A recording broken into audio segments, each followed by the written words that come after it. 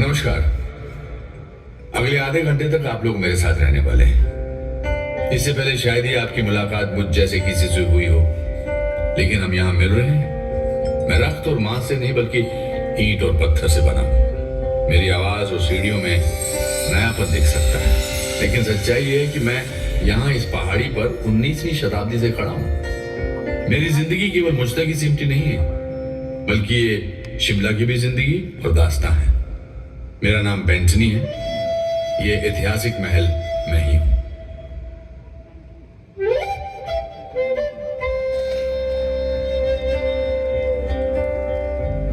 एक ऐसा भी समय था जब मैं यहां नहीं था। यहां कोई शहर नहीं था, ऊंची ऊंची इमारतें नहीं थी, बस एक पहाड़ी और घना जंगल।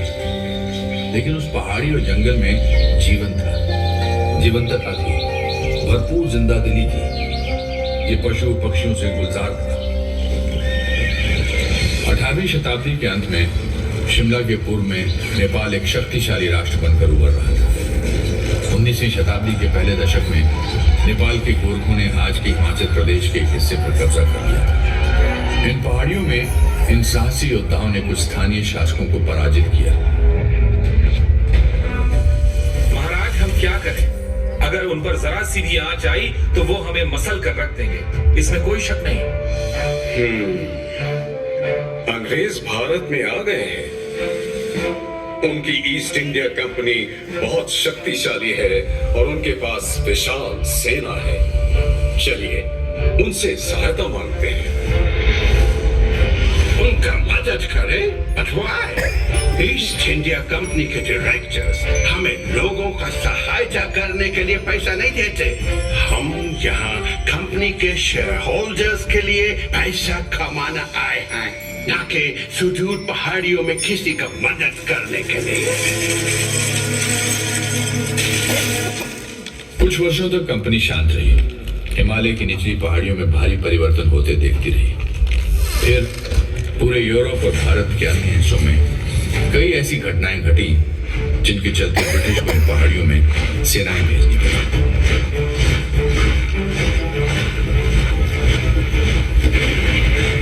शिमला में जमकर लड़ाइयां हुई और मुठभेड़ हुई। पहाड़ी राजाओं और अंग्रेजों की जीत हुई और सन 1815-16 में गोरखा युद्ध समाप्त हो गया। 2 वर्षों के भीतर ही ईस्ट इंडिया कंपनी की सेना के अधिकारियों ने इन पहाड़ियों को घूमना टटोलना शुरू कर दिया। What a delightful place! Note का तरफ देखो, आपको बर्फ से ढका माउंटेन नजर आता है।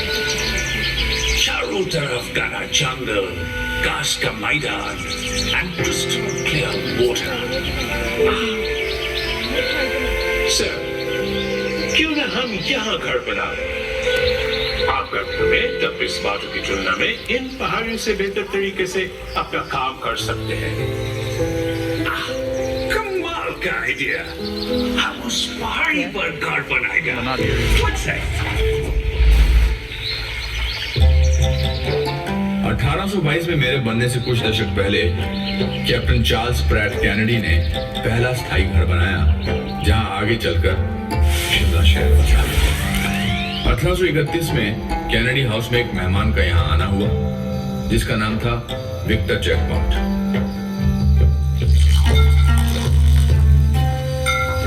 Monsieur, ये गांव तो राइसो, मिकामो और रोकियो के लिए एक रिसोर्ट है। मसियो जैकमोंट, एक बॉटनिस्ट होकर भी आप कितना अच्छा मजाक करते हैं। शुक्रिया कैप्टन केनेडी, मुझे हफ्तों से पानी का स्वाद नहीं मिला है। आपका भरा हुआ सेलर देख के मजा आ गया। कुछ वर्षों के भीतर मेहमान नवाज कैनेडी के यहाँ और भी कई खास मेहमान आए। गवर्नर जनरल लॉर्ड एमहर्स्ट का 1828 में आना हुआ और उसके अगले वर्ष ब्रिटिश इंडिया आर्मी के कमांडर इन चीफ लॉर्ड कॉम्बरमेयर यहाँ पधारे। तब तक ये एक छोटा सा गांव ही था। कॉम्बरमेयर का यहाँ आना शिमला की तकदीर के लिए एक अच्छा संकेत था। यहाँ सबसे पहले इमारतों का निर्माण कार्य उन्होंने ही शुरू किया। एक झील के ऊपर उन्होंने एक वाटर टैंक और पुल बनवाया, जहाँ आज भी उनका नाम लिखा हुआ है। 2 वर्ष बाद 1830 में पटियाला और कंथाल के शासकों से यहाँ की मुख्य जमीनें ले ली गई, जिन पर यह शहर बसा है। ऐसा लगता है ये जमीन मेरे आगमन के लिए ही तैयार की जा रही थी।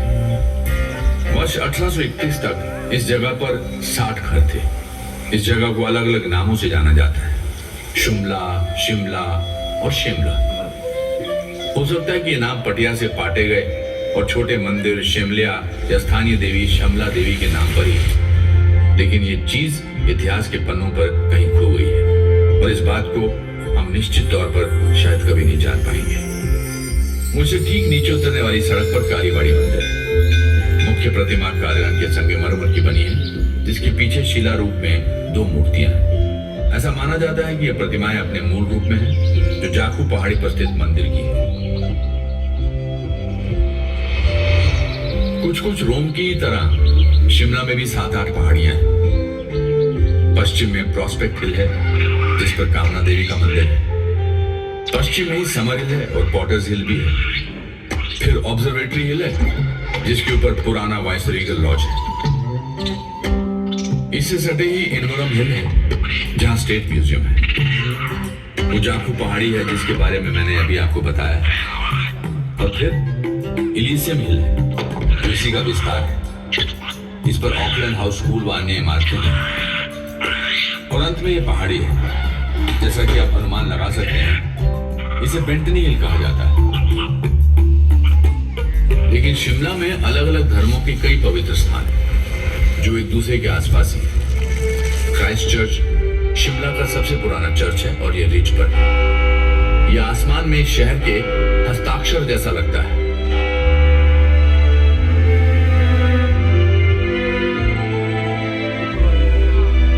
यहां से ठीक ऊपर की पहाड़ी पर आज जिस जगह ग्रैंड होटल है, 1829 में British governor general William Bentinck के रहने के लिए बेंटिंग कासल बना था।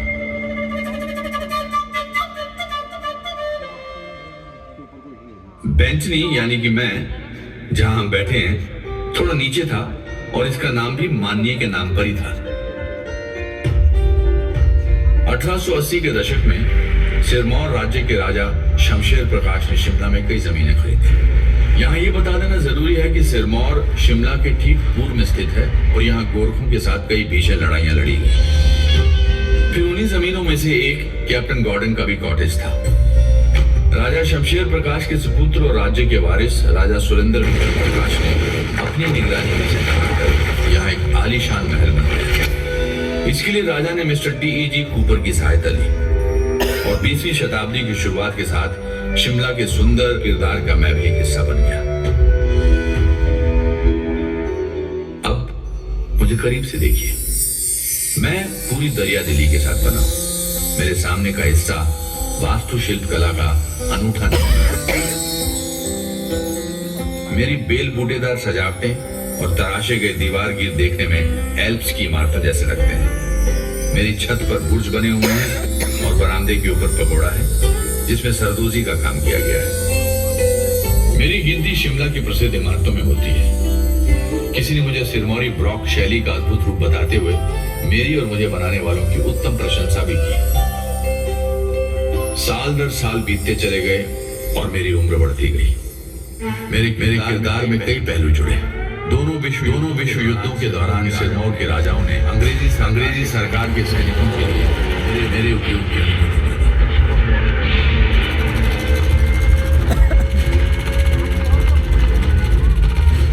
दूसरे विश्व युद्ध में यहाँ प्रिजनर ऑफ वॉर सेक्शन रहा। ये ऑल इंडिया रेडियो से अटैच था।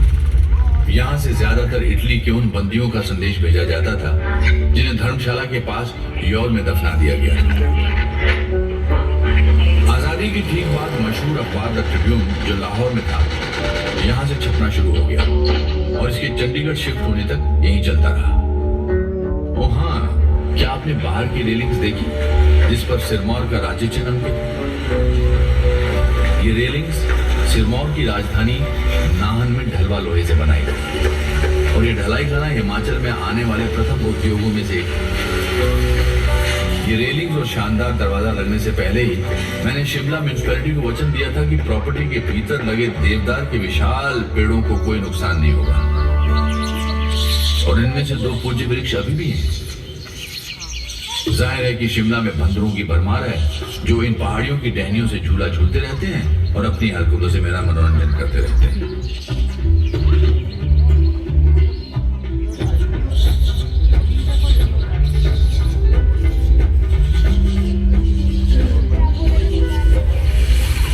भारत की आजादी के ठीक पहले मुझे दरभंगा महाराजा के हाथों सौंप दिया गया। 1957-58 में दरभंगा के महाराजा सर कामेश्वर सिंह ने पंजाब सरकार को एक प्रॉपर्टी किराए पर दी। शुरू में पंजाब सरकार की कई विंग्स और बाद में हिमाचल की पुलिस कई वर्षों तक यहां रही। शिमला इतना भव्य था कि हिल स्टेशंस की क्वीन कहलाता था। मेरे सामने वाली सड़क के उस पार टेलीफोन एक्सचेंज है और टेलीग्राफ ऑफिस है। ये दुनिया के पहले ऑटोमेटिक टेलीफोन एक्सचेंज में से एक था। पास ही में YWCA है और इस जगह पर कभी मौसम विज्ञान का कार्यालय था।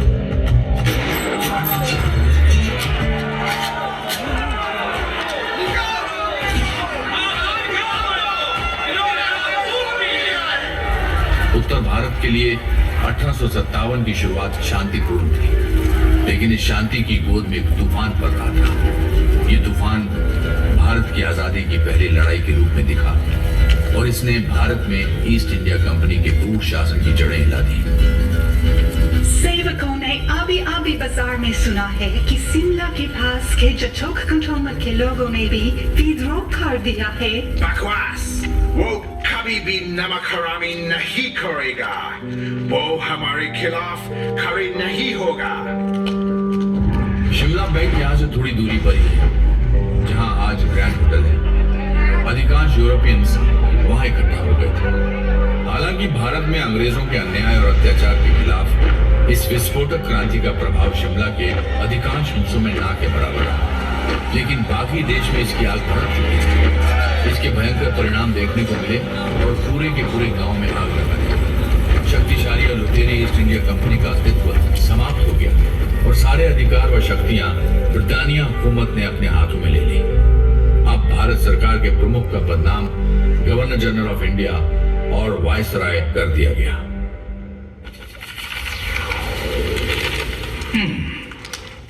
मुझको लगता है कि भारत का secretary of state sir Charles Wood Shimla को सम कैपिटल बनाने को मान जाएगा। I cannot stand the heat। और मैं भारत में इसको काफी झेल चुका है। सर जॉन, उस उमस भरा कलकत्ता का गर्मी में जितना काम हम 10 दिन में पूरा करेगा, वो तो यहाँ 1 दिन में हो जाएगा।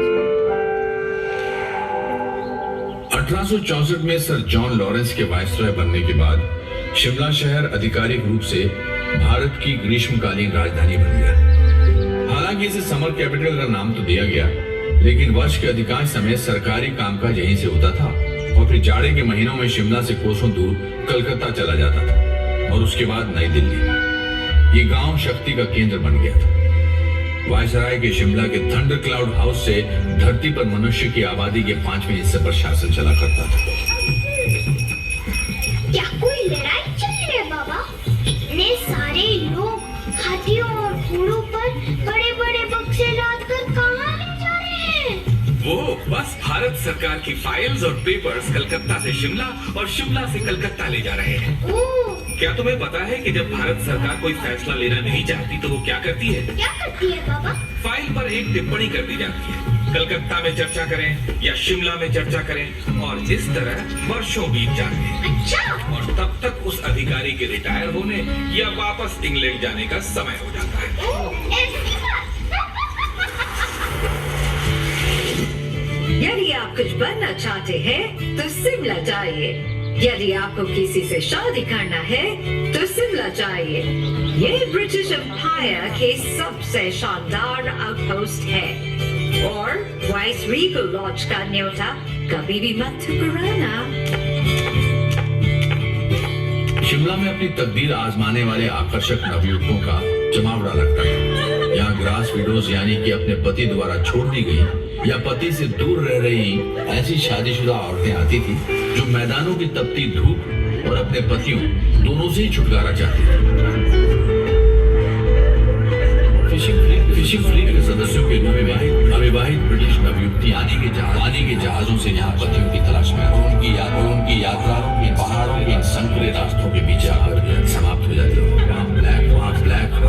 नामक एक गुप्त क्लब था जिसके सदस्यों को ओपन रिलेशनशिप में रहने की छूट नहीं थी, लेकिन इसके उलट खुले संबंधों को कभी रोका नहीं जा सका। इस महीने पिकनिक, डांस, थिएट्रिकल्स आदि कई बार हुए और मैंने जमकर मजा किया। रडियार्ड किपलिंग ने शिमला से अपनी आंट को लिखे एक पत्र में यही बात कही।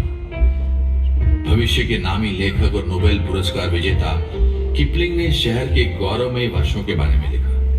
उन्होंने शिमला से साहित्य के कुछ अमर किरदार रचे, जैसे कि मिस हॉक्सबी।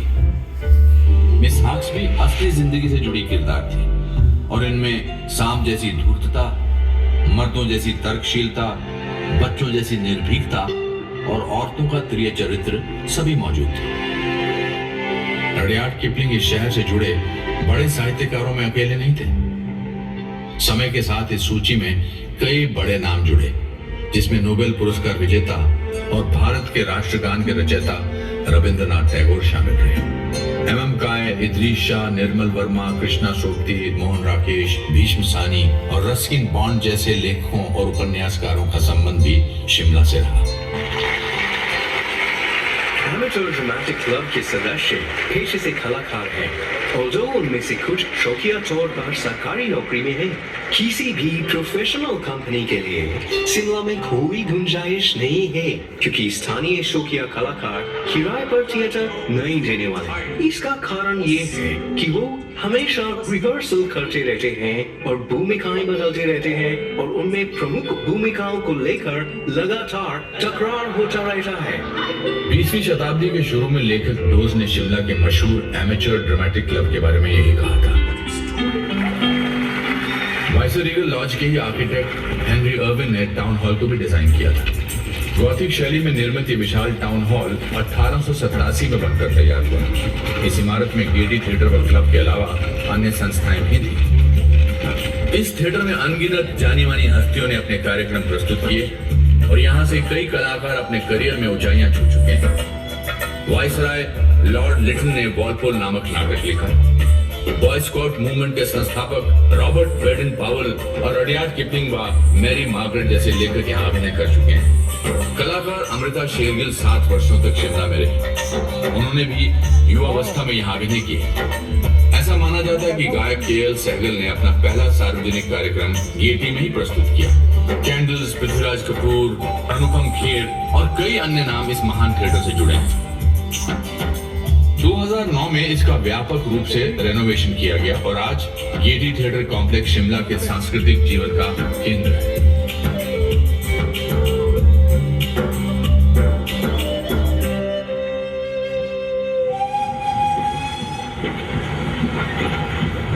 उन्नीसवीं शताब्दी के अंत में दुनिया तेजी से बदल रही थी।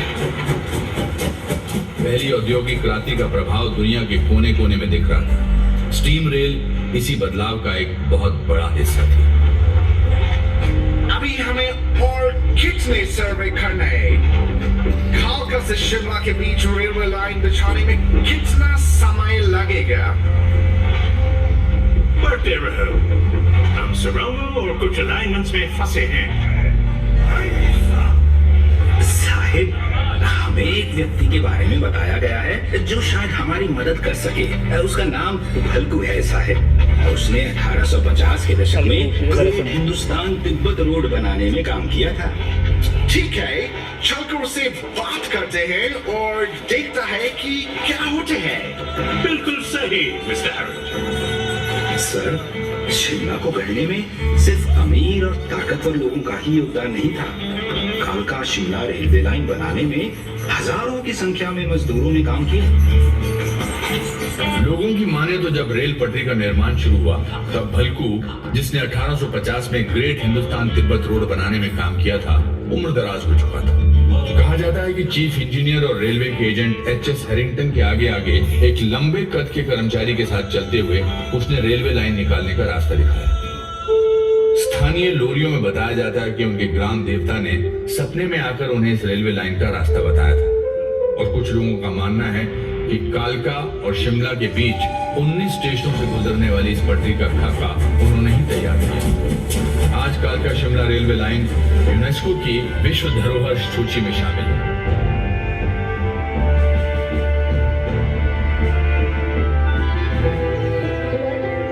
बहुत अच्छा बात है कि रेलवे लाइन बिछ गया है, लेकिन हमारा सामने काफी चिंताजनक स्थितियां हैं। ब्रिटिश राज को टी पार्टी की तरह नहीं चलाया जा सकता है। एनाडेल में गर्मी का ये बेहद सुहावना दिन है। हमारे चारों ओर फैले देवदार की ये सुंदर पेड़ इस माहौल को काफी खुशनुमा बनाते हैं। वाइस रॉय लॉर्ड कर्जन के साथ इस पवेलियन में मौजूद होना हमारे लिए सौभाग्य की बात है। क्यों मिस्टर यंग हस्बैंड, आपकी क्या राय है? बिल्कुल, मैं सचमुच यहाँ एक बहुत बड़े काम से आया है। अनंडेल में झुरमुटों के बीच बने जिमखाने को निहारते हुए वाइसरॉय लॉर्ड कर्जन और फ्रांसिस यंग हस्बैंड ने तिब्बत पर हमला करने की योजना बनाई। इससे कुछ साल पहले ही अनंडेल में चुपचाप एक अन्य घटना घट चुकी थी। ऐसा माना जाता है कि एलन ऑक्टेवियन ह्यूम यहाँ पिकनिक मनाने आए थे, जहाँ उनके मन में एक ऐसा संगठन बनाने का विचार आया जिससे अंग्रेजों और भारतीयों को करीब लाया जा सके। उनके द्वारा बनाया गया कांग्रेस नामक ये संगठन एक अलग ही दिशा में मुड़ गया और जल्दी ही उसकी अगुवाई में भारत का स्वतंत्रता संघर्ष शुरू हुआ।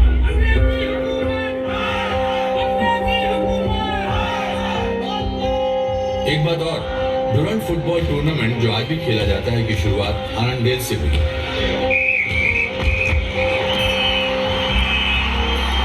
ब्रिटिश भारत और अफगानिस्तान को बांटने वाली डुरंट लाइन खींचने का निर्णय यही शिमला में हुआ था। अंग्रेज भारतीयों को सरकार में प्रतिनिधित्व देने से मुकर चुके थे। जलियांवाला बाग में हजारों निहत्थों को मौत की घाट उतारने वाला जनरल डायर उस समय शिमला में भी रह चुका था। अब शिमला की पहाड़ियों से भी आजादी के लिए आवाजें उठने लगी।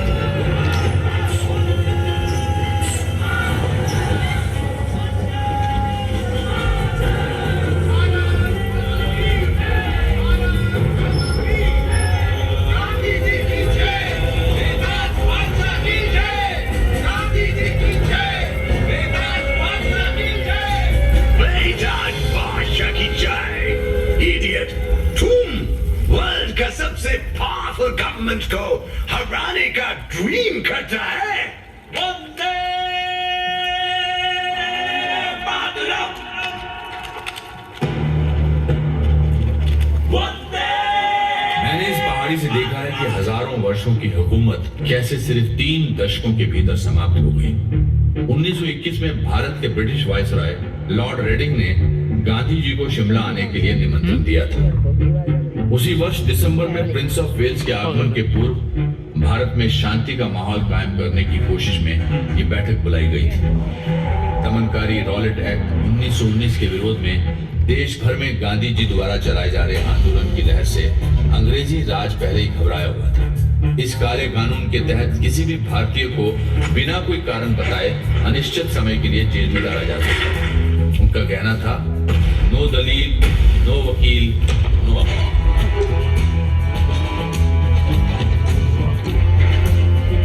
इस दौरे के बाद कई अन्य राष्ट्रवादी नेता शिमला में 1947 तक आते थे, जिस वर्ष भारत आजाद हुआ। पंडित नेहरू, सी राजगोपालाचारी, सरदार पटेल, सुभाष चंद्र बोस, मदन मोहन मालवीय, अब्दुल गफ्फार खान, गोविंद वल्लभ भाई पंत और मौलाना आजाद ने नियमित रूप से यहाँ रह रहे अंग्रेज उच्चाधिकारियों को जनमत से अवगत कराया। कुछ समय के लिए पाकिस्तान के निर्माता मोहम्मद अली जिन्ना का भी शिमला में एक घर था। 1939 में दूसरे विश्व युद्ध की शुरुआत के साथ सरकार का शिमला आना जाना बंद हो गया, लेकिन यहाँ अनेक बैठकें और सम्मेलन आयोजित होते रहे। 1939 में ही शिमला की पहाड़ियों में हिमालय रियासती प्रजामंडल एक राष्ट्रवादी संगठन के रूप में सक्रिय हो गया। शिमला में आजादी के आंदोलन के अग्रणी नेताओं में भागमल सौथा, पंडित पदमदेव, मनशाराम, डॉक्टर केदारनाथ, लाला हरीशचंद्र और अमरीकी सत्यानंद स्टोक्स शामिल रहे। महिलाओं ने भी जमकर साथ दिया। लक्ष्मी देवी, कमला देवी, सत्यवती और लज्जा वर्मा जैसी महिलाओं ने इस स्वतंत्रता आंदोलन में बढ़ चढ़कर हिस्सा लिया। आजादी के बाद सिरमौर के डॉक्टर वाईएस परमार हिमाचल प्रदेश के पहले मुख्यमंत्री बने। 1947 में वायसराय लॉर्ड वेवल ने शिमला सम्मेलन का प्रस्ताव रखा। उम्मीद थी कि इस सम्मेलन से देश को एकजुट रखते हुए भारत की आजादी के स्वरूप का हल निकलेगा। 1946 में कैबिनेट मिशन भारत आया। भारत की आजादी और भारतीय उपमहाद्वीप के विभाजन से जुड़े कई प्रस्तावों को शिमला में निश्चित रूप दिया गया। 1947 के शुरू में भारत के अंतिम ब्रिटिश वायसराय लॉर्ड माउंटबेटन का आगमन हुआ। उनके कार्यकाल के दौरान यूनाइटेड सर्विसेज क्लब में कई सत्र आयोजित हुए। सर सिरिल रेडक्लिफ की अध्यक्षता में सीमा आयोग ने देश का बंटवारा किया और पाकिस्तान का जन्म हुआ। 15 अगस्त 1947 को भारत गुलामी की बेड़ियों से आजाद हो गया।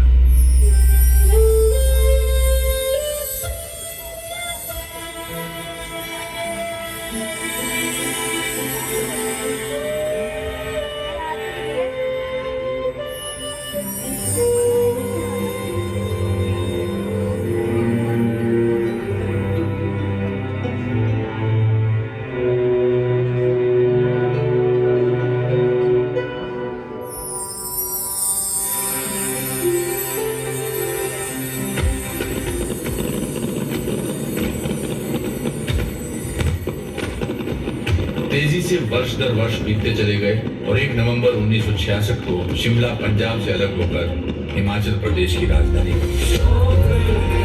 फिर 1972 में बांसकोट में भारत और पाकिस्तान के बीच शिमला समझौते पर हस्ताक्षर हुआ।